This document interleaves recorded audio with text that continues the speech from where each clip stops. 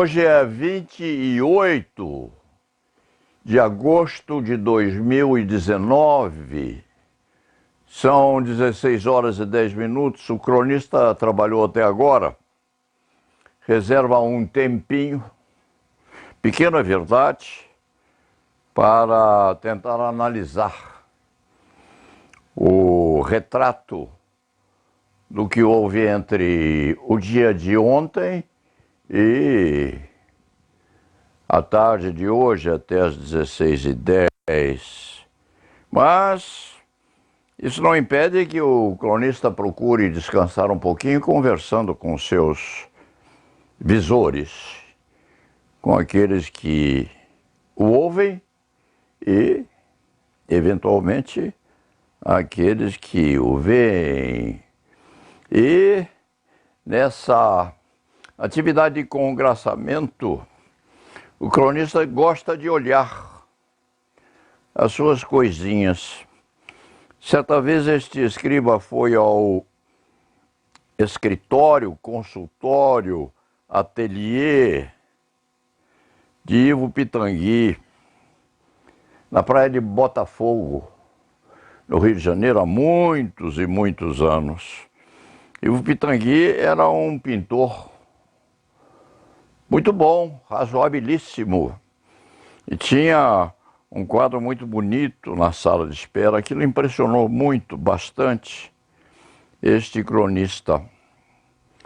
E este escrivinhador se lembra também do seu ídolo, o seu ícone, que é nada mais, nada menos que Sigmund Freud.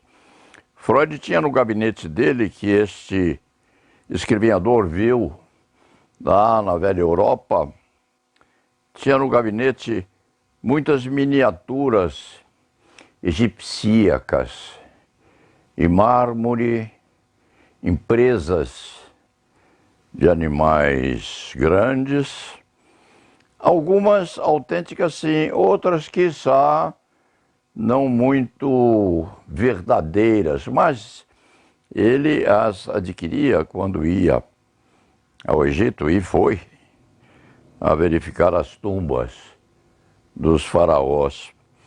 E este escrivinhador tem sim uma admiração muito grande por Sigmund Freud e suas coisinhas, seus brinquedos.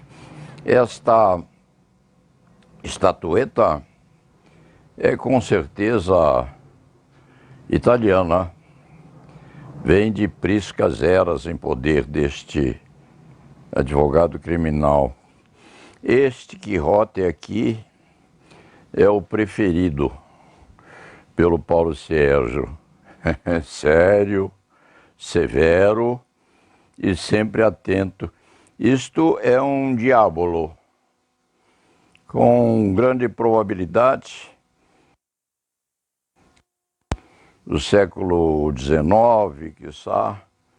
Ele tem cara de esperto, mas tem jeito também de mau, embora convertido.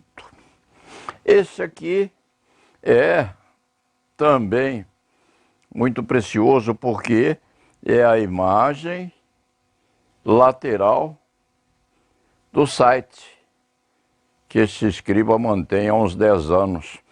Este escrivinhador apenas o duplicou. É antigo também, quem sabe começo do século XX, deve ter aí os seus 80, 90 anos. Este relógio é inglês, funciona ainda. Está parado, mas funciona. É uma peça muito acarinhada por esse escrevente de direito penal, que tem uma fixação muito grande por peças de relógio de bolso. Não aqueles eletrônicos, não. Aqueles que dependem da corda e aquelas firulas se mexem dentro dele num esforço sacrificado, mas sempre atento e com muito boa dimensão do tempo. Este é um Quixote deste advogado criminal Dom Quixote. Outra das fixações deste criminalista Dom Quixote, outro guerreiro do século XV, dos 1400 da vida, do século XVI.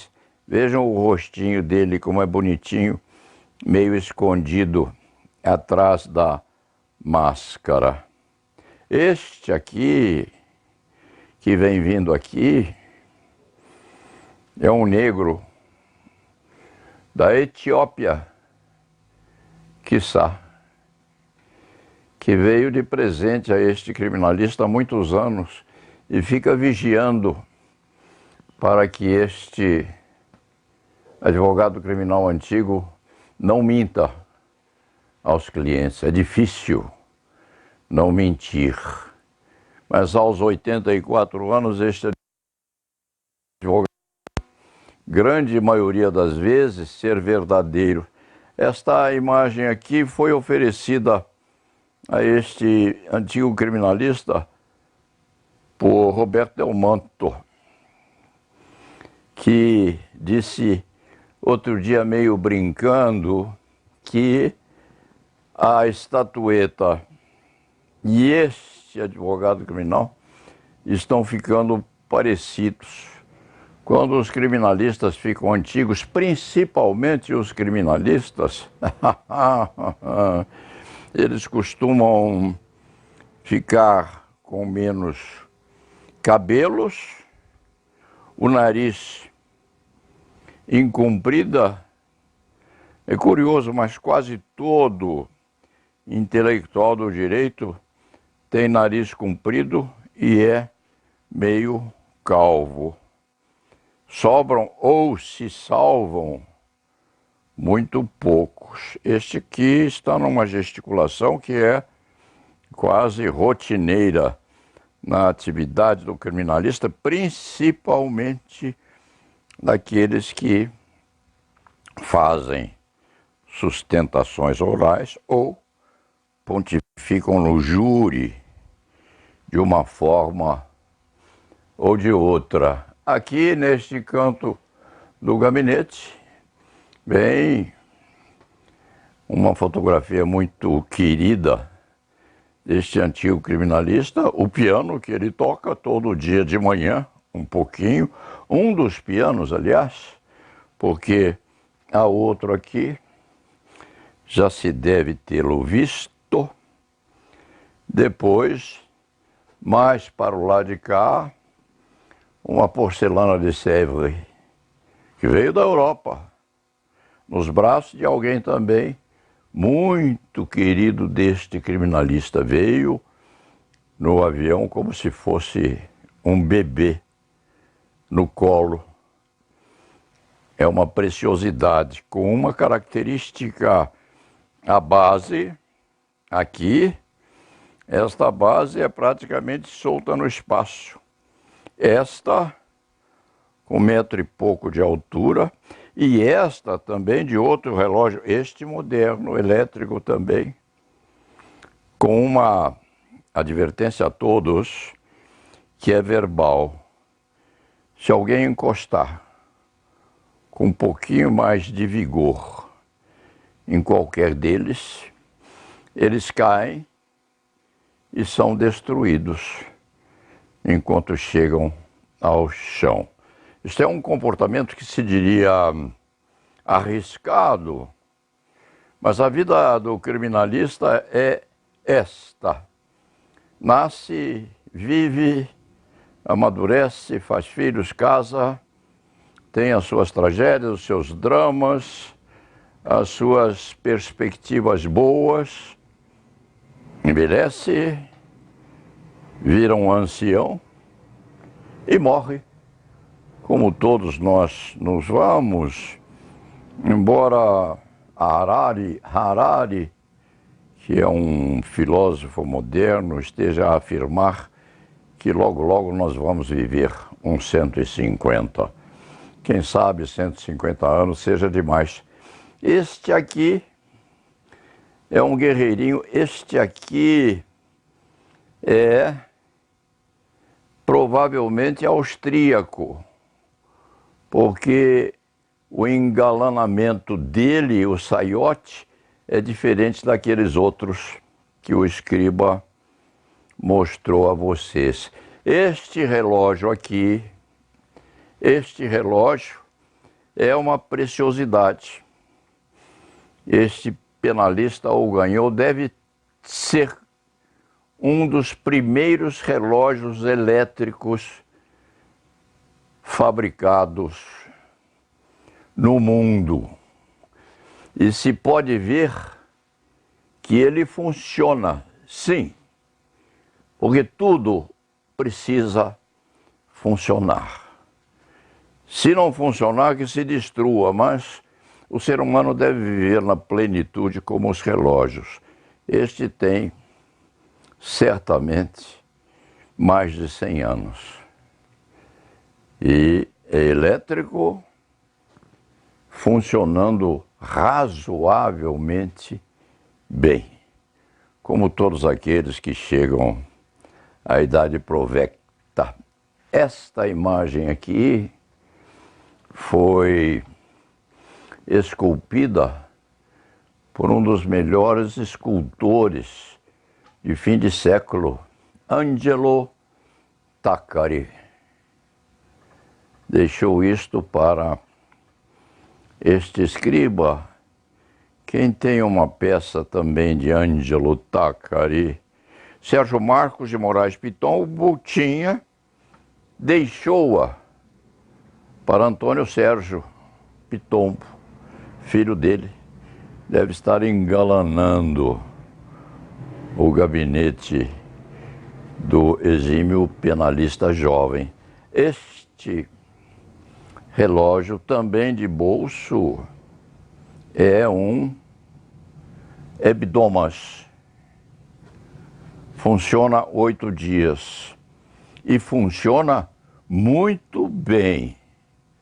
Dizem os antigos que estes relógios de capa dupla tinham no verso, ou seja, na capa posterior, um lugar para a colocação da foto da criatura acarinhada. Uma das razões pelas quais a lista se empenha nas feiras de fim de semana em adquiri-los, abrindo-os a ver se localiza alguma figura de estilo. Certa vez, obteve sim satisfação na sua pesquisa, porque descobriu na contracapa, escondida, uma foto antiga, muito antiga e linda, de uma senhora muito digna do começo do século dos 1900, da vida, assemelhada àquela pontificada por Mônica Cifuentes, uma desembargadora que escreveu um romance muito lindo sobre os primórdios do nosso romantismo no Brasil, que este escriba tem no outro lado do seu gabinete, a foto.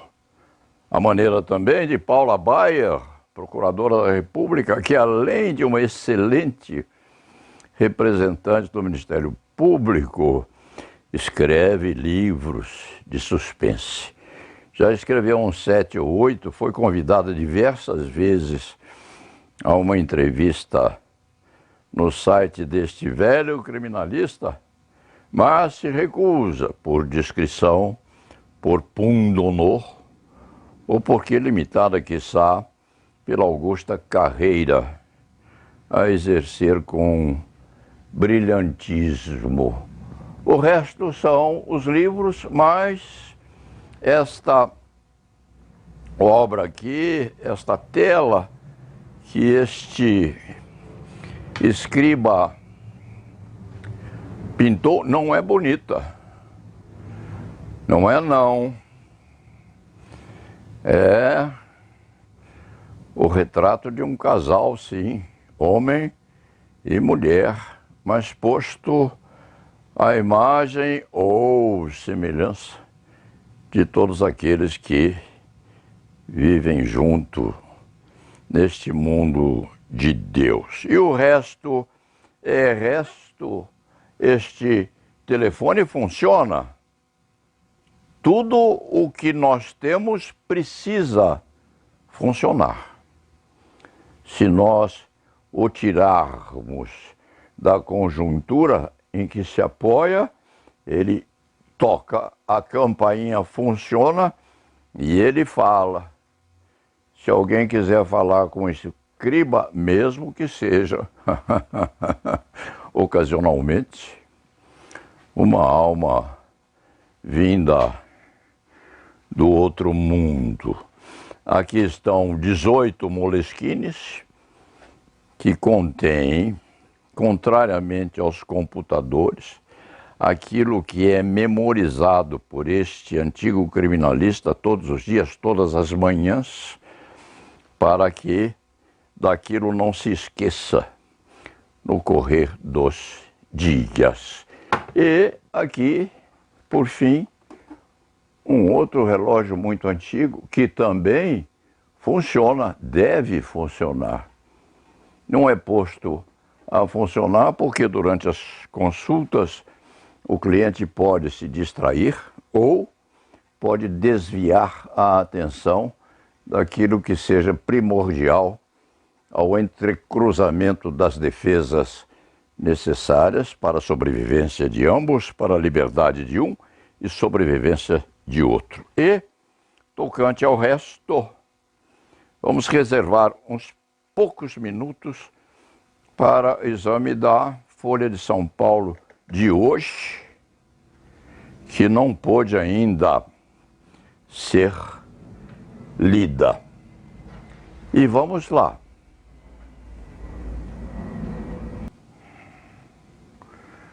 Hoje é 28 de agosto de 2019, repita-se em continuação e fechando a crônica do dia às 16h32. Há um subtítulo aqui: após ofender mulher de Macron, Bolsonaro diz que não a ofendeu. Mandatário brasileiro zombou de aparência da primeira-dama francesa, mas apagou o comentário depois. Ou seja, destruiu o corpus delicti. Hoje de manhã cedo, o cronista com o supedâneo do sonho que o pegou à noite. O cronista tinha visto a repetição de um filme com Brad Pitt, o herói da vez, no cinema Universal.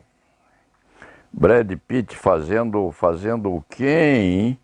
Fazendo aquele guerreiro, aquele herói que pontificou na Guerra de Troia, lá pelos idos de 1200, 1300 antes de Cristo. Segundo consta nas lições de Homero, a Guerra de Troia sucedeu por causa de Helena de Troia. Há uma disputa muito curiosa envolvendo Paris e Menelau. Briga de homens, morreu muita gente em razão de paixão de uma mulher, se a memória do escriba não falha, de uma princesa por Paris. Morreu muita gente. O escriba vira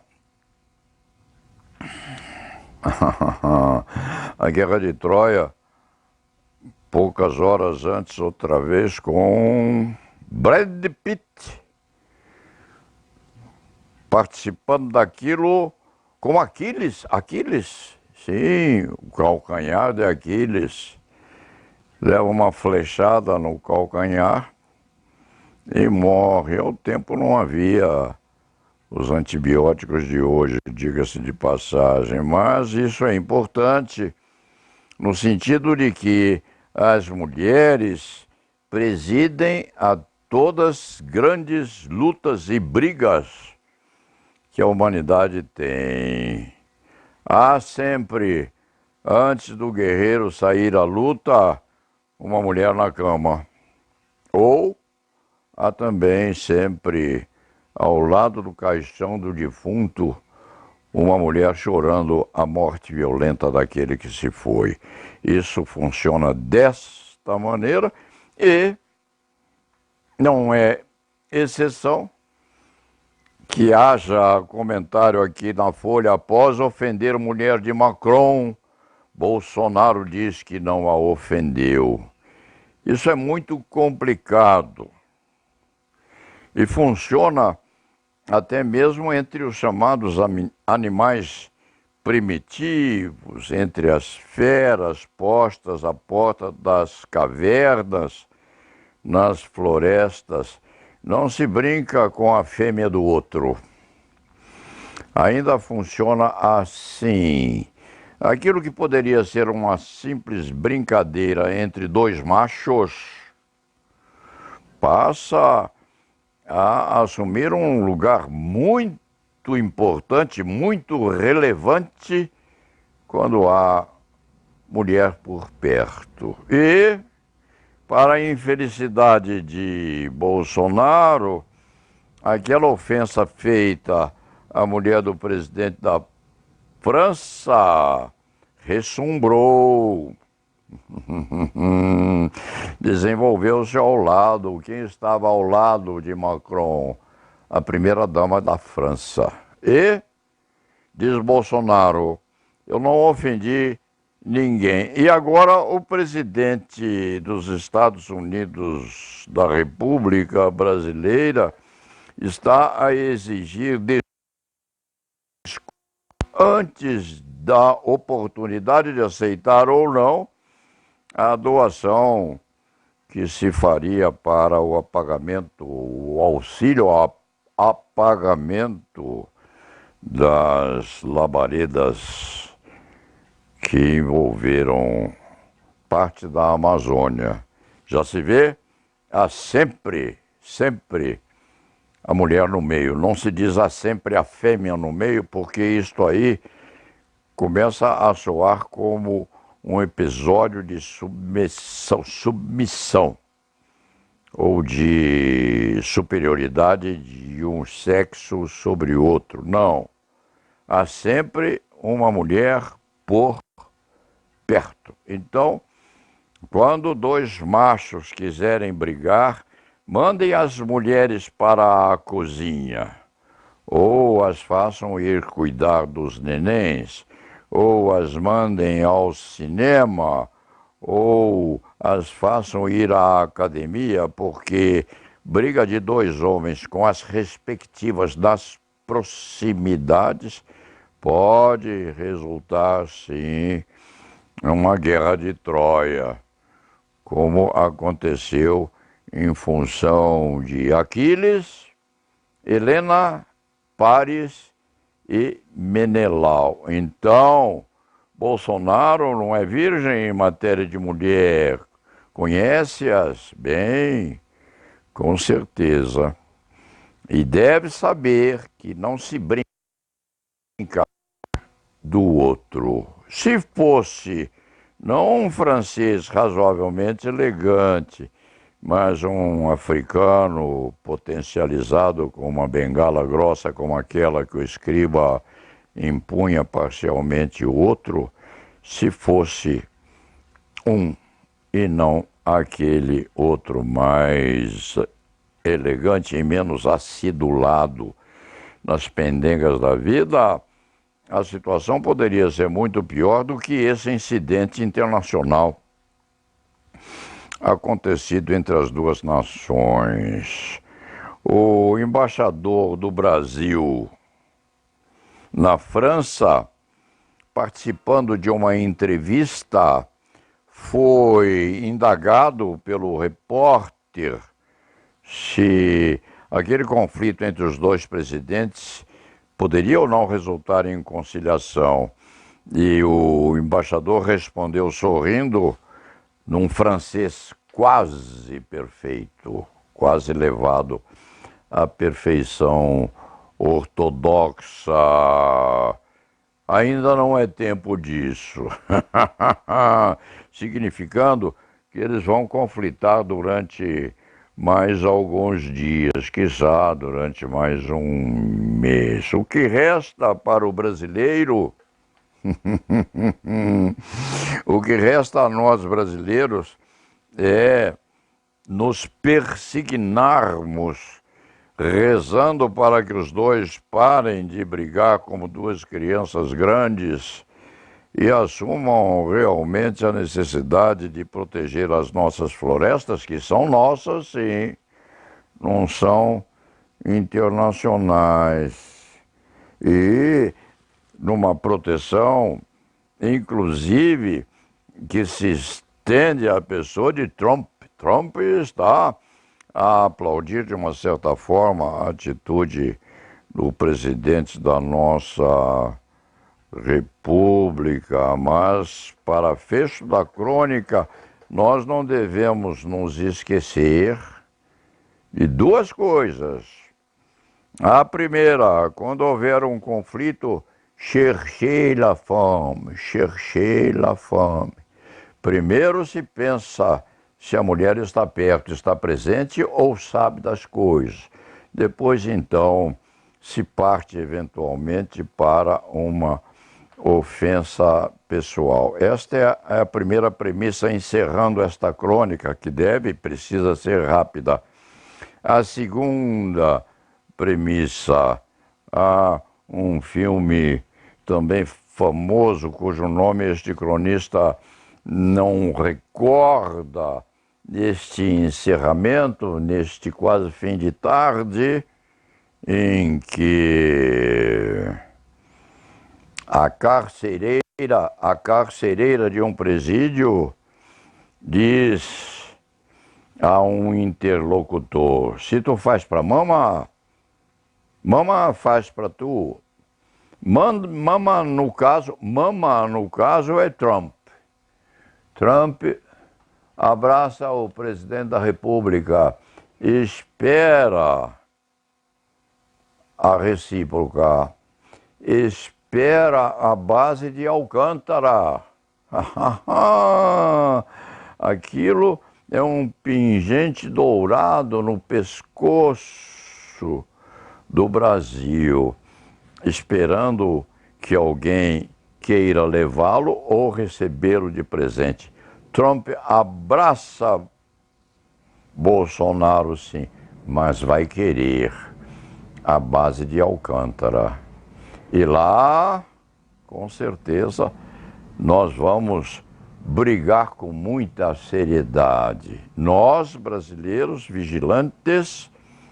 Bolsonaro, se quiser complementar essa devolução de presente, a Câmara, com certeza, o Senado e todos aqueles que se interessam também pela soberania brasileira em função daquilo que pertence à nossa nação. Se tu faz para mama, mama faz para tu. Ver-se-á o que vai acontecer. Voltemos ao trabalho. La nave va.